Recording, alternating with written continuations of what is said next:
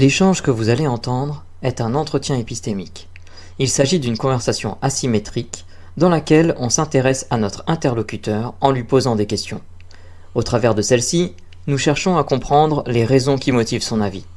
L'objectif principal de cette forme de conversation est de passer un moment agréable et mutuellement enrichissant. Alors, donc du coup, quel est ton avis sur la question? Qu'est-ce que tu souhaitais dire? Eh bien, écoute, c'est très compliqué parce que d'emblée, j'aurais dit il y a quelques temps, tu vois, elle n'a pas sa place, la pratique non conventionnelle de la médecine dans un hôpital, surtout. Enfin, voilà, ça me paraît se sortir de son contexte, mais quelque part, moi qui ai eu malheureusement, enfin bref, j'expliquerai pas pourquoi, mais voilà, je fais encore partie du système hospitalier, on va le dire comme ça. Eh bien, j'ai eu affaire à la pratique non conventionnelle, à savoir l'hypnose. Eh bien, bon, ça m'a détendu. Je sais pas si je suis hyper réceptif à l'hypnose, mais ça m'a détendu et je dois dire que quelque part, ça fait ni de bien ni de mal. Alors, je serais très tranché. Je pense que dès lors comment dirais-je, que ça détend, ou que ça a une place un peu réglementée en lien avec peut-être un consensus auprès des gens, du personnel encadrant et des gens qui sont voilà diplômés d'eux, parce que je sais pas ce qu'on appelle non conventionnel finalement, mais en tout cas l'hypnose, je sais que ça se pratique aussi dans les opérations apparemment, d'après ce que me disait l'intervenant. Il y a plein de choses comme ça. Alors, voilà, je suis assez mitigé, John, là-dessus. Je voudrais pas faire un tunnel trop long. Ouais, non, alors du coup, si j'ai bien compris, ce que tu dis, c'est que avant, t'avais un avis un petit peu tranché, Ouais, où tu pensais que ça avait pas du tout sa place, clairement. mais une expérience récente t'a amené à reconsidérer légèrement cet avis à minima, notamment parce que t'as pu avoir affaire à l'hypnose et tu t'es dit tiens, mais en fait, euh, peut-être que ça a un côté pas aussi problématique que ça dans certaines pratiques très particulières, etc. Que si le corps médical est d'accord, etc. Peut-être que faudrait pas que je sois aussi tranché que ça. C'est ça? Bah, de toute façon, il ne faut pas parce que la personne me disait clairement que bah ça se faisait dans des grands chus, dans des grands, enfin voilà, et que bah on était un petit peu en retard sur la question, que finalement, même dans le cadre d'opérations, alors c'est là où j'ai été très surpris. Et opération, un truc vraiment, on t'ouvre la boîte crânienne et on commence à te faire défiler des images et ce sous hypnose quoi. Donc ouais, je dis écoutez, si ça existe effectivement, je n'ai peut-être qu'à réviser mon jugement. Alors c'est dur parce que par exemple, tu vois, encore aujourd'hui, moi la naturopathie, les choses comme ça, voilà, je peux pas. C'est plus fort que moi. Tu vois, c'est là où c'est tranché en fait. C'est que je me dis qu'il y a peut-être des choses en lien avec les expériences qui amènent à effectivement comprendre qu'il n'y a pas forcément besoin d'anesthésie locale ou générale brute là. Mais par exemple la naturopathie, bon, on sait. Alors il y a, je sais pas, peut-être là aussi des choses à. Mais je crois qu'il y a même du recul là-dessus. Je suis pas scientifique, mais c'est un peu ça l'idée. Ok. Du coup, j'ai un peu l'impression que pour toi, tu conserves un petit peu ton avis, mais t'es prêt à le réviser, on va dire pratique par pratique. J'ai un peu l'impression que ce qui a contribué, concernant la pratique de l'hypnose en tout cas, à modifier un petit peu ton avis, c'est le fait que des médecins t'en parlent favorablement en te disant non mais attention, maintenant c'est aussi utilisé dans tel ou tel cas, et tu t'es dit ah, j'ai un peu l'impression que c'est ça, c'est que tu t'es dit voilà, peut-être qu'en fait si ces médecins-là en parlent et considèrent ça avec sérieux, peut-être que je devrais aussi le considérer avec sérieux et revoir mon avis au moins pour cette pratique-là, c'est ça? C'est exactement ça, ouais. Ouais. Ok. Est-ce qu'il y aurait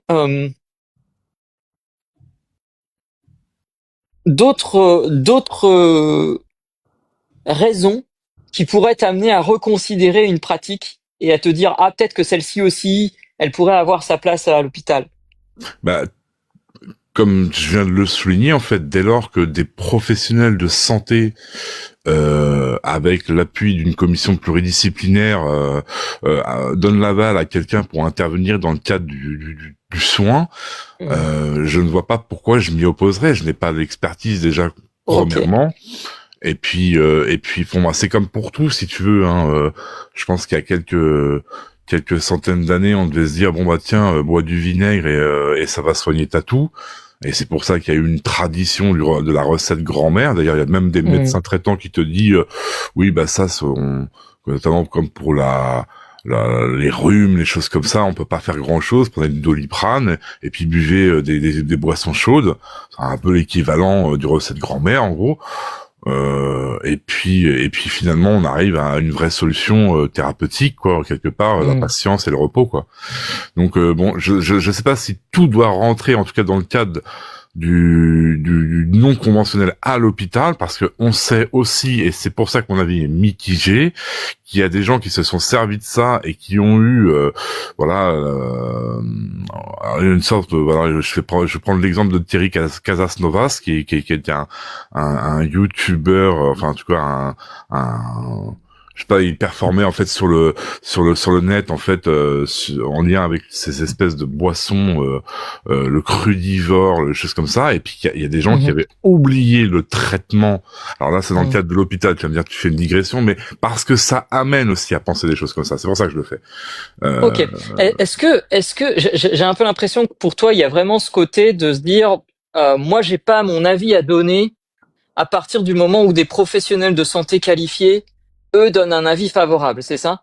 Bah, c'est un peu l'idée, ouais. Ouais, je pense que quelque part, l'expertise, enfin, ouais, je pense que l'expertise prime surtout, en fait. Enfin, même si on pourrait dire, ouais, mais c'est un argument d'autorité. Bah, évidemment, en fait. Enfin, j'ai pas fait médecine, donc je vais pas m'aventurer dans des trucs où des gens pro qualifiés te disent, bah non, on sait maintenant et on regarde. Et effectivement, avec l'hypnose, j'étais très surpris, ouais. Ok, alors, il y a plusieurs questions qui me viennent en tête, mais je pense que je vais en privilégier une. Ouais. Est-ce qu'il y aurait, on va dire, dans quelles conditions, ou qu'est-ce qui t'amènerait, alors, désolé, je formule, je suis un peu brouillon, je formule mal ma question, je réfléchis 2 secondes, ok. On va imaginer une situation dans laquelle un groupe de médecins, je sais pas, 2-3 médecins par exemple, commencerait à recommander une pratique non conventionnelle. Ouais. Et en réalité, on sait que cette pratique non conventionnelle, elle est elle est qualitativement, c'est vraiment n'importe quoi. Qu'est-ce qui te ferait te dire que malgré ça, ces médecins, il faut les suivre, ou qu'est-ce qui te ferait te dire que malgré ce que ces médecins disent, il faut pas les suivre? Bah, tout simplement aussi de l'esprit critique, et je pense que je demanderai un deuxième avis, parce que si par exemple j'arrive, alors tu vois, ce qui est chiant pour moi, c'est que je suis directement impliqué, et c'est pour ça que je suis venu, parce que comme je suis directement impliqué, du coup le soin non conventionnel, comme je t'ai dit, il y a l'hypnose. Et effectivement, si demain on me disait bon bah écoute, là dans le cadre de ton truc, on a envie de tester la naturopathie, comme je t'ai dit tout à l'heure.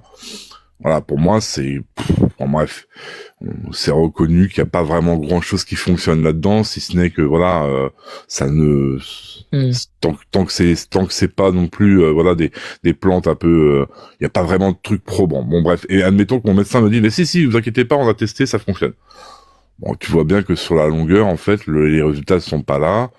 Bah, je demanderais en fait au médecin, est-ce que vous êtes sûr vraiment que votre truc, ça, enfin, voilà, c'est une conversation, parce que la thérapeutique, c'est ça aussi. On s'acharne pas là. Ouais. Ok.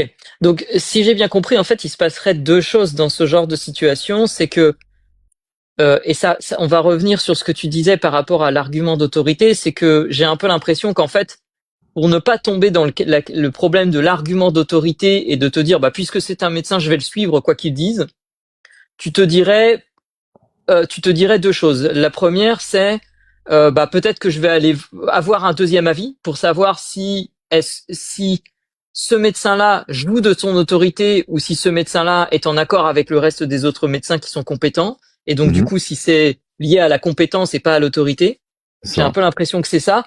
Et la Ouais. deuxième chose, c'est de dire, si je sais pas, peut-être que je vais laisser un petit peu de temps pour pouvoir réévaluer ponctuellement, à savoir, est-ce que je dois continuer à suivre les recommandations de ce médecin ou pas, c'est ça? C'est ça. Ouais. Ok, ok. Euh, et quelle serait la limite que tu entreverrais? Alors, désolé, cette question est un petit peu très générique. Mhm. Euh, Est-ce que tu vois une limite ou une faiblesse entre guillemets à cette façon d'aborder les choses? Bah, le cadre légal, en fait, tout simplement. Ok. Est-ce que ça veut dire que par exemple, ça pourrait poser un problème si la pratique non conventionnelle qui t'était recommandée par un médecin, c'était un truc illégal, c'est ça? Totalement. Ouais. Ok, ok. Euh, alors pour le Euh, coup, oui, je pense qu'en même temps, c'est assez logique. Quoi qu'il arrive, si un médecin nous propose de faire quelque chose d'illégal, Bah, il y a c'est eu des pas médecins forcément. qui justement se sont aventurés à ce genre d'expérience. Et voilà, je ne citerai pas de, bon, si pour pas le nommer, tiens, professeur Raoult. Ouais, plein de gens le glorifient, mais on sait que l'IHU Marseille a, voilà, pratiqué la médecine légalement et a fait surfacturer des choses. Enfin voilà. Et pourtant, plein de gens vont te dire, mais si, il a sauvé des tas de gens, et non, les gars, il avait 75 lits, et il y avait même pas de lit de réanimation, il travaillait avec la Timone, et enfin bref, allez regarder, hein, ne croyez pas sur parole, il avait des conflits d'intérêts avec Sanofi, l'Institut Mérieux, enfin voilà, et on sait que l'Institut Mérieux avait eu par le passé des choses, bon bref, l'hôpital n'est pas toujours Hmm. bon, bref. Et là, pour le coup, mon argument tient, puisque la majeure partie, en fait, des chercheurs et des hôpitaux de France contredisaient Raoult en disant, Hmm. bah non, mon grand, ta zithromycine, là, je sais pas comment on le dit, c'est fait pour les moutons, les animaux, et non, on donne pas, enfin, ton traitement, c'est pas bon. Et c'est même pire, c'est que c'est au-delà du fait que ça ne soit pas bon, c'est que c'est même dangereux. Donc Hmm. commence pas à dire Ouais, n'importe quoi, tu vois, c'est un peu ça. ça rejoint un petit peu, ça rejoint un petit peu cette réflexion que tu as, qui est de dire, ok, euh, cette personne, certes, elle a l'air d'être compétente, et moi, je suis pas compétent pour la contredire. C'est Mais ça. comme j'ai un doute, je vais aller consulter ses confrères pour savoir si ses confrères disent la même chose. Et s'il s'avère que ses confrères ne disent pas la même chose, alors ça ira plutôt dans le sens de me dire, ah, peut-être qu'il faut pas que je l'écoute malgré qu'elle soit plus compétente que moi, c'est ça? Bah oui, parce que tu sais, Ouais. enfin, moi j'ai un esprit assez cartésien, quelque part, je me dis, si le consensus dit que non, et qu'il y en a qu'un seul qui dans l'eau va se prétendre le héros, ouais, j'ai un peu de mal avec les héros, tu vois, enfin, je ne crois pas à l'héroïsme sans, enfin, le héros, il ressort toujours après l'histoire, et là, tu vois, pendant l'histoire, il s'est glorifié de quelque chose qui ne lui appartient pas, à savoir le traitement, et il a mis peut-être des gens en danger. Donc ouais, si d'autres médecins Mm. et consensus, c'est pour plein de choses comme ça. Hein. Bon là, quand il s'agit en plus de ta santé et de la santé des gens, ouais non, faut Mm. pas trop abuser avec. Enfin, je trouve que le conflit d'intérêts parfois mêle aussi des choses qui, selon moi, n'ont rien à faire dans un hôpital, surtout quand les gens sont faibles et l'abus de faiblesse, en fait, c'est ce qu'il y a de pire au monde, j'ai l'impression. Ok. Est-ce que du coup, ça veut dire que si demain tu tombais sur un médecin qui te dit, bah voilà, moi par exemple, je recommande ce traitement, Ouais. et a priori, euh, toi tu te dis, bon, c'est bizarre, j'y crois pas trop et tout, Mhm. tu vas voir les confrères, et les confrères disent, non, non, non, je recommande pas ce traitement. Ouais. Mais que dans 5 ans, on s'aperçoive qu'en fait, il avait raison, ce médecin. Ah, Est-ce que ouais. ça veut dire que du coup, euh, tu auras accepté de ne pas suivre ce médecin alors qu'il avait raison? Ouais, ça voudrait dire ça, malheureusement, ouais. Ok. Ok. Ouais, je sais, c'est un peu perturbant hein, comme réponse, mais en même temps, j'ai été conditionné à vivre comme ça. Enfin, c'est pas de l'argument. Mais quand tout le monde te dit attention et que effectivement, alors je sais pas dans quel cadre on pourrait transposer ta question quelque part, mais euh, je vois pas de. Ça pourrait être par exemple, le cas de, on pourrait imaginer un garagiste chez qui tu amènes ta voiture et ce garagiste il te dit faites gaffe, vous avez un airbag Takata dans ta voiture, sauf que il s'avère que en fait c'était le premier garagiste à avoir vu que les airbags Takata avaient un problème. Et que donc du coup si tu vas voir les autres garagistes, ils te disent non, il n'y a pas de problème sur les airbags Takata. Et que 10 ans après, on découvre que si, en fait, il y avait un problème sur ces airbags. Bah, c'est bizarre, tu vois, quand tu en parles, j'étais en train d'y penser justement. Mais ouais, parce que c'est un cas qui est récent, qui est assez connu pour ce genre de cas de figure. Mais du coup, en médecine, alors oui, effectivement, un airbag dans le cadre d'un accident, c'est quasi vital. Mais je sais ce qu'il en est d'ailleurs. Mais du coup, je sais pas. Ouais, c'est vrai que par rapport à ça, c'est intéressant. C'est intéressant. Ce que je trouve intéressant, et ça va être là, ça fait plus de 15 minutes qu'on échange. Ouais. C'est de s'apercevoir que, quel que soit le raisonnement qu'on tient, on est quelque part là obligé d'accepter une forme de risque d'erreur. C'est-à-dire que, de ce que je comprends de ton raisonnement, soit on décide que l'on se fie d'abord au consensus médical, et si ce consensus est dans l'erreur, on accepte de se tromper avec eux. Soit on décide de se fier à une personne, même si elle est contre le consensus, mais dans ce cas, on prend le risque que ce soit cette personne qui se trompe contre le consensus. Ouais, malheureusement, je pense qu'on n'a pas trop le choix. Ouais. Ok. Mais bon, on pourrait transposer ça à des tas de choses. Hein, c'est que malheureusement, dans des tas de domaines, il faut parfois. Alors, tu sais, moi, dans ce cadre-là, moi, je sais que parfois, je suis cobaye.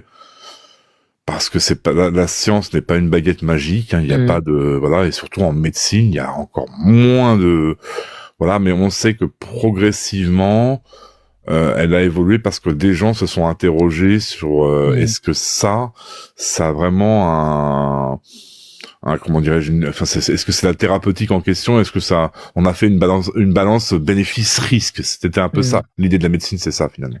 Ouais. Le bénéfice et le risque. On t'empoisonne, mais à quel degré justement c'est vital de t'empoisonner pour que tu puisses guérir. Voilà. Je vais passer la parole à Russell parce que ça fait plus de 15 minutes, on a dépassé pas mal de temps. Peut-être qu'il a une question à emporter. Ouais, j'ai une petite question à emporter, mais une fois de plus qui revient plus d'une réflexion en vous écoutant discuter. Yoté, sur 3 pratiques non conventionnelles à l'hôpital, sur ces 3 pratiques, aucune d'elles n'a présenté d'effets avérés et scientifiquement prouvés. Laquelle des 3 devrait être sincèrement prise en charge par la sécurité sociale? Bonne question. Écoute, si on se recroise, j'essaierai d'y répondre. Merci. Ok, comment s'est passé cet échange? Très bien, John, comme d'hab. Super. C'est cool, merci, c'est toujours un plaisir de discuter avec toi. Un plaisir à partager. Merci les gars. Du coup, merci à toi. Et merci d'avoir partagé ton avis et aussi d'avoir... je trouvais très intéressant que tu dises, en fait, je me questionne aussi parce que je suis impliqué personnellement et que donc du coup, j'ai besoin d'y réfléchir en tenant compte de ça. Donc c'est très intéressant comme avis. Merci à toi, John. Et puis merci Russell pour l'accueil. Je vais redescendre, du coup, je vais laisser ma place. Il y a du monde qui est arrivé dans l'interstice de notre conversation. Donc, ouais, alors tu descends, mais à dose homéopathique. C'est ça, exactement. Pour le coup, l'homéopathie. Bon, allez, à bientôt les gars. Bonne soirée, et puis bonne fin de week-end à toi. Au plaisir, le prochain, au revoir.